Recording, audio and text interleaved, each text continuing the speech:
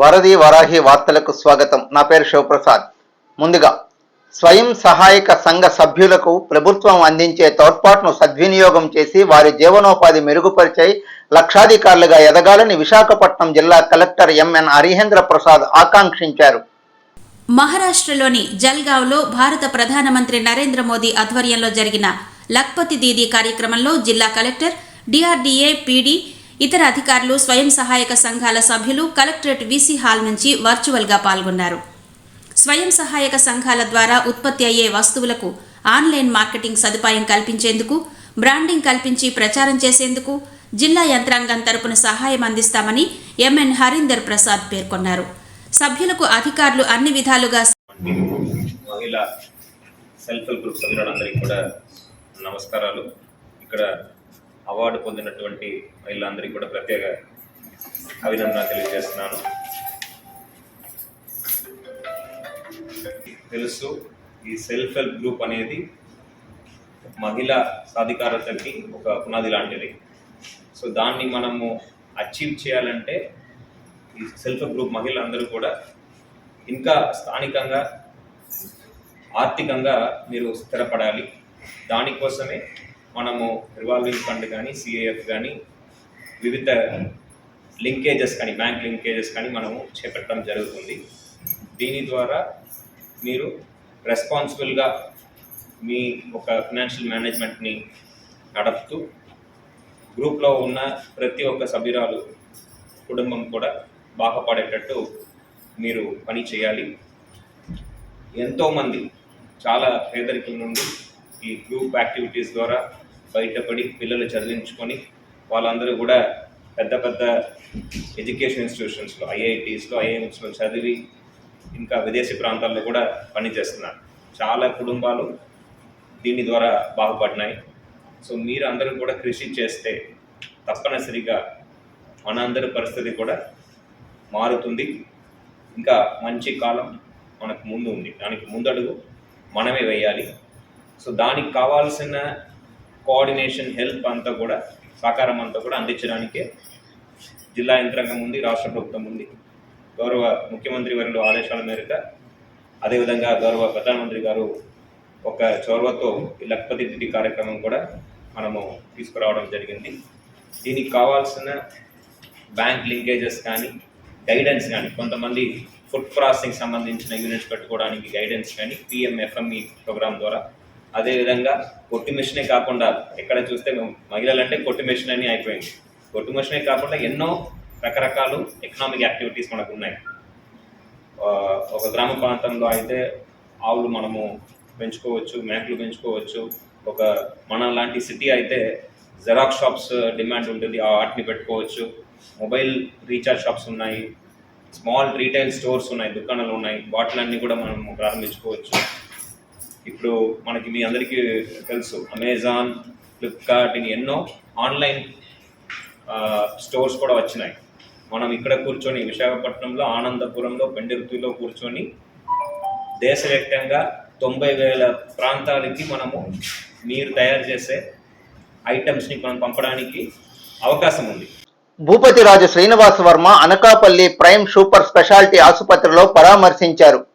Atchutapuram సెజ్లో ఎసెన్సియా pharma ప్రమాద ఘటనలో క్షతగాత్రులైన ఉద్యోగులను కేంద్ర మంత్రి సంఘటన జరగడం చాలా దురదృష్టకరమన్నారు. సంఘటన జరిగిన వెంటనే జిల్లా యంత్రాంగం తక్షణమే స్పందించడం అభినందనీయమన్నారు.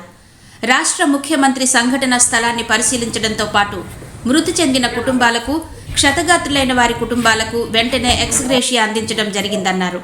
భవిష్యత్తులో ఇటువంటివి పునరావృతం కాకుండా తగిన చర్యలు తీసుకుంటామని ముఖ్యమంత్రి తెలిపారన్నారు. ఎసెన్షియా ఫార్మా ప్రమాద ఘటనలో క్షతగాత్రులైన ఉద్యోగులకు అందుతున్న వైద్య వివరాలను డాక్టర్లను అడిగి తెలుసుకున్నారు. అచ్యుతాపురం ఘటనపై మాజీ ముఖ్యమంత్రి జగన్ రెడ్డి కొత్త ప్రభుత్వంపై చేసిన వ్యాఖ్యలు విడ్డూరంగా ఉన్నాయని విశాఖపట్నం పశ్చిమ నియోజకవర్గ ఎమ్మెల్యే గణబాబు తీవ్ర ఎద్దేవా చేశారు. గత 5 సంవత్సరాలు జగన్ రెడ్డి తెరచాటు వెనుక తిరిగి ఇప్పుడు ప్రతిపక్ష హోదా రావడంతో బయటకొస్తున్నాడని ఎద్దేవా చేశారు. ఎల్జీ ఫార్మర్స్ బాధితులకు న్యాయం చేయకపోగా తిరిగి వారిపై వైసీపీ ప్రభుత్వం కేసులు పెట్టిందని గుర్తు చేశారు. గత 5 ఏళ్లలో మీడియా ముందుకే ఎప్పుడైనా జగన్ రెడ్డి వచ్చారా అని ప్రశ్నించారు. ఇప్పుడు రాష్ట్ర ప్రజలపై మొసలి కన్నీరు కారుస్తున్నారని హేళన చేశారు విశాఖ పశ్చిమ ఎమ్మెల్యే గణబాబు. ఇన్ని అంశాలు అక్కడ ఉంటే ఇంకా నష్టపరిహారం విషయంలో కూడా అనేక ఆరోపణలు ఉన్నాయి. కేవలం పార్షియల్గా ఇచ్చినటువంటి ఉన్నాయి. ఇంకా ఎవరైతే హాస్పిటలైజ్ అయ్యారో లేదా ఇతరత్ర వైద్యం తీసుకున్నవారో చాలా కొన్ని ప్రాంతాలు ఇగ్నోర్ కాబట్టి కేవలం కొన్ని ప్రాంతాలనే పరిగణలోకి తీసుకున్నారు. బాధితులు అయితే చుట్టూ ఉండేటువంటి అనేక ప్రాంతాలు ఉన్నాయని అనేక రిప్రజెంటేషన్స్ అప్పుడు వచ్చినప్పటికీ కూడా ఇండస్ట్రీ ఇచ్చినటువంటి కాంపన్సేషన్ ప్రభుత్వ పరంగా కాదు, ఇండస్ట్రీ ఇచ్చినటువంటి ఏదైతే వాళ్ళ ఫైన్ అనండి ఏదైతే ఏ రూపంలో ఇచ్చినా వాళ్ళు ఇచ్చినటువంటి డబ్బులు ఇచ్చి చేతులు దులుపుకున్నటువంటి ప్రభుత్వం మరి ఇవేవి అడ్రస్ చేయకుండా ఎల్జీ పాలిమర్స్ ఇన్సిడెంట్ని చాలా అద్భుతంగా మేము హ్యాండిల్ చేయగలిగాం. ఈ ప్రభుత్వం వచ్చిన తర్వాత ఈ ప్రభుత్వం హ్యాండిల్ చేయలేదనేటువంటి మాటలు నిన్న ఆయన మాట్లాడటం, దానికి సంబంధించి ఇక్కడే శాసనసభ్యునిగా నేను ఆ రోజు కూడా సంఘటన జరిగిన వెంటనే అప్పుడు ప్రతిపక్షంలో ఉండేటువంటి శాసనసభ్యునిగా మా కర్తవ్యాన్ని కానీ మా బాధ్యతని కానీ ఆ రోజు వెంటనే అటెండ్ అవ్వటం జరిగింది. గవర్నమెంట్ దృష్టికి కూడా అప్పుడు ఉండేటువంటి అధికారుల దృష్టికి కూడా తీసుకెళ్ళడం కూడా జరిగింది. ఆ దరిమిలా జరిగినటువంటి పరిస్థితులన్నీ కూడా చూస్తున్నాం మనం ఇక్కడ స్థానికంగా. మీరు అందరికీ కూడా తెలుసు, ఇండస్ట్రీ క్లోజ్ అయింది, ఇష్యూ రిజాల్వ్ కాలేదు, హెల్త్ ఇష్యూస్ వస్తూనే ఉన్నాయి. ఇప్పటికీ అక్కడ పొల్యూటెడ్ మెజర్స్కి సంబంధించినటువంటి అంశాలు మొన్నే అసెంబ్లీలో కూడా లేవనెత్తాను. ఎంతవరకు గ్రౌండ్ లెవెల్ కానీ లేకపోతే ఇతరత్ర ఇష్యూస్ రిజాల్వ్ అయినాయి, ఫ్యూచర్లో ఏ రకమైనటువంటి ఇండస్ట్రీ అక్కడ వస్తే అక్కడ ఎంప్లాయ్మెంట్ జనరేట్ అవుతుంది, ఇలాంటి సజెషన్స్ అన్నీ కూడా చేయడం జరిగింది. ఒకటి ఇండస్ట్రియల్ సెక్టార్లో మన కాన్స్టిట్యున్సీ వచ్చేటప్పటికి అటు పూర్వపు పారిశ్రామిక మాట, అటు ఆయిల్ సెక్టార్ రిఫైనరీస్ ఉన్నాయి, ఫెర్టిలైజర్ యూనిట్ ఉంది, కోరమండల్ ఫెర్టిలైజర్ యూనిట్ ఉంది. వీటన్నిటి నుంచి కూడా ఒక జింక్ పొల్యూటెడ్ ఇండస్ట్రీ ఉండేది, అది ఆల్రెడీ క్లోజ్ అయిపోయి ఉంది. దీని కారణం కేవలం పొల్యూషన్ కారణంగా క్లోజ్ అయినటువంటి ఇండస్ట్రీస్ 2 ఉన్నాయి మన నియోజకవర్గంలోని. మరి అలాంటి సందర్భంలో పొల్యూషన్ అండ్ సేఫ్టీ 2 ఒక ప్రాధాన్యత అంశంలో తీసుకుని మా ప్రభుత్వం కూడా మొట్టమొదటి నుంచి కూడా రివ్యూస్ జరుగుతుంటే మానిటర్ చేయడం జరుగుతుంది. దురదృష్టం మన జరిగినటువంటి సంఘటన, కానీ దాన్ని రాజకీయంగా వాడుకోవాలనేటువంటి ప్రయత్నం ఏదైతే నిన్న ఆయన మాటల్లో మేము చూసామో దానికి సంబంధించి నేను కూడా మీకు చెప్పాలని ప్రయత్నం చేశాను. డెఫినెట్గా రాబోయే కాలంలో డెఫినెట్గా ఇండస్ట్రీస్లో జరిగేటువంటి దేన్నైనా సరే సేఫ్టీకి సంబంధించి కానీ పొల్యూషన్కి సంబంధించి కానీ తప్పనిసరిగా దానిపైన పవన్ కళ్యాణ్ గారికి కూడా ప్రకటన కూడా చేయడం జరిగింది. రాబోయే కాలంలో ఆయన కూడా పర్సనల్గా విజిట్ చేసి చేయడం, ముఖ్యమంత్రి గారు చంద్రబాబు నాయుడు గారు కూడా దీనిపై చాలా పర్టికులర్గా ఎంతమంది, ఎందుకంటే అనుభవం ఉంది ఆయనకి, ఆ అనుభవంతో డెఫినెట్గా చక్కగా అడ్మినిస్ట్రేట్ చేస్తారు. మేజర్ క్రైసిస్లోనే హుదూద్ లాంటి క్రైసిస్ని కూడా ఎలా హ్యాండిల్ చేశారో మనందరం చూసాం. ఇమీడియట్గా అటెండ్ అవ్వటం కానీ ఆ రెస్పాన్స్ అనేటువంటిది తెలుగుదేశం ప్రభుత్వంలో ముఖ్యంగా చంద్రబాబు నాయుడు గారి నాయకత్వంలో ఎప్పుడు కూడా పబ్లిక్ పక్షాన ఉండటంలో ఏమాత్రం అందులో ఆ నిర్లక్ష్యత కానీ నిర్లిప్తత అనేటువంటిది ఉండదు. డెఫినెట్గా ట్రాన్స్పరెంట్గానే ఏం జరిగినా ఉంటుంది తప్ప మీ ప్రభుత్వంలాగా ఎందుకు కడుతున్నారో ఏం కడుతున్నారో తెలియదు, రుషికొండలు ఇప్పటికీ తెలియదు. ఇప్పుడేమో ఆ పరదాల చాటును వచ్చినాక ఏం కట్టారనేది ప్రజలకు తెలిసింది. కానీ ఎక్కడా కూడా స్పష్టంగా మీడియా ముందుకు 5 ఏళ్ళు మాట్లాడనటువంటి ముఖ్యమంత్రి ఇప్పుడు మీడియా ముందుకు ప్రతిపక్ష హోదా, బహుశా ఇదే కరెక్ట్ ఏమో ఆయనకి. ఉన్నతాశయాలతో ప్రారంభించిన స్నేహ సంధ్య ఏజే కేర్ ఫౌండేషన్ సేవలు మరింత విస్తృతం కావాలని భీమిలి ఎమ్మెల్యే గంటా శ్రీనివాసరావు ఆకాంక్షించారు. అనారోగ్య సమస్యలతో ఉన్న వారికి స్వాంతన కలిగించడానికి ఏర్పాటు చేసిన సంస్థ సేవలు ప్రశంసనీయమని పేర్కొన్నారు. విశాఖలో Sneha Sandhya age care foundation 12వ వార్షికోత్సవానికి భీమిలి ఎమ్మెల్యే గంటా శ్రీనివాసరావు ముఖ్య అతిథిగా హాజరయ్యారు. వ్యాపారాల్లో నిత్యం బిజీగా ఉండే ప్రముఖులు సమాజానికి ఏదో ఒకటి చేయాలనే సంకల్పంతో ఏర్పాటు చేసిన ఫౌండేషన్ భీమిలి నియోజకవర్గంలో ఉండడం సంతోషదాయకమన్నారు. ఫౌండేషన్ కార్యాలయ ప్రారంభోత్సవానికి ముఖ్యమంత్రి చంద్రబాబు నాయుడుని తీసుకురావడానికి ప్రయత్నిస్తానని తెలిపారు. ప్రభుత్వ పరంగా అవసరమైన సహకారం అందిస్తామని గంటా శ్రీనివాసరావు హామీ ఇచ్చారు. విశాఖపట్నం పోర్టు స్టేడియంలో ఈ నెల ఆగస్టు 26 నుంచి సెప్టెంబర్ 5 వరకు 11 రోజుల పాటు జరగనున్న ఆర్మీ రిక్రూట్మెంట్ ర్యాలీ భద్రతా ఏర్పాట్లను పర్యవేక్షించిన విశాఖపట్నం నగర పోలీస్ కమిషనర్ డాక్టర్ శంఖభక్త బాగ్చే.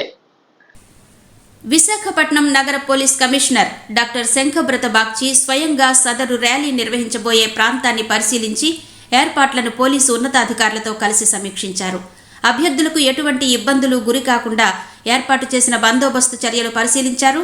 ప్రతిరోజు హాజరయ్యే అభ్యర్థుల సంఖ్య, అందుకు తగ్గ వసతులు, తొక్కిసలాటకు తావు లేకుండా ఏర్పాటు చేసిన బ్యారికేడింగ్, ఇతర అవసరమైన వసతులను పరిశీలించి ఆర్మీ అధికారులతో ఇతర భద్రతా ఏర్పాట్లను చర్చించి సంబంధిత పోలీసు అధికారులకు police commissioner doctor Shankhabrata Bagchi ఆదేశాలు జారీ చేశారు. ఫార్మా కంపెనీలో జరుగుతున్న ప్రమాదాలపై అఖిలపక్ష సమావేశాన్ని ఏర్పాటు చేయాలని సిపిఐ రాష్ట్ర కార్యదర్శి రామకృష్ణ విశాఖలో డిమాండ్ చేశారు. పరవాడలోని సినర్జీస్ ఫార్మా కంపెనీలో జరిగిన ప్రమాద బాధితులను, వారి కుటుంబ సభ్యులను విశాఖలోని ఇండస్ ఆసుపత్రిలో పరామర్శించారు. ఈ ప్రమాదాలకు యాజమాన్యాలు, వారితో లాలూచి పడిన అధికారులు బాధ్యత వహించాలని అన్నారు. ఫార్మా కంపెనీల్లో సరైన భద్రతా చర్యలు, స్కిల్డ్ లేబర్, కార్మికులకు సరైన శిక్షణ, సౌకర్యాలు లేవని, అందువల్లే ప్రమాదాలు జరిగి పలువురు ప్రాణాలు కోల్పోతున్నారని విమర్శించారు. ఇవి ప్రమాదాలు కాదని, యాజమాన్యాలు చేసిన హత్యలని, వారిపై క్రిమినల్ కేసులు నమోదు చేయాలని సిపిఐ రాష్ట్ర కార్యదర్శి కె రామకృష్ణ డిమాండ్ చేశారు.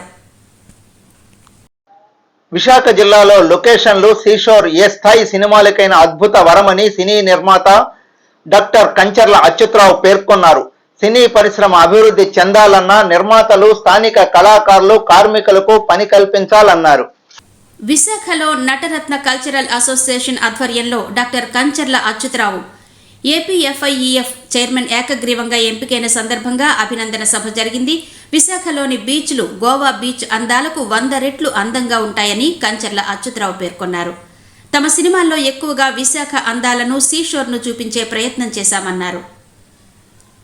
ఇప్పటి వరకు వైజాగ్ సిటీ ఆఫ్ డెస్టినీగా ఉందని, ఇకపై సినీ పరిశ్రమ అభివృద్ధికి కూడా విశాఖ కేంద్ర బిందువు కావాలని అచ్యుతరావు అన్నారు. ఆంధ్రప్రదేశ్ ఫిల్మ్ ఇండస్ట్రీ అభివృద్ధి చెందడానికి కీలకం కావాలని కంచర్ల అచ్యుతరావు ఆకాంక్షించారు.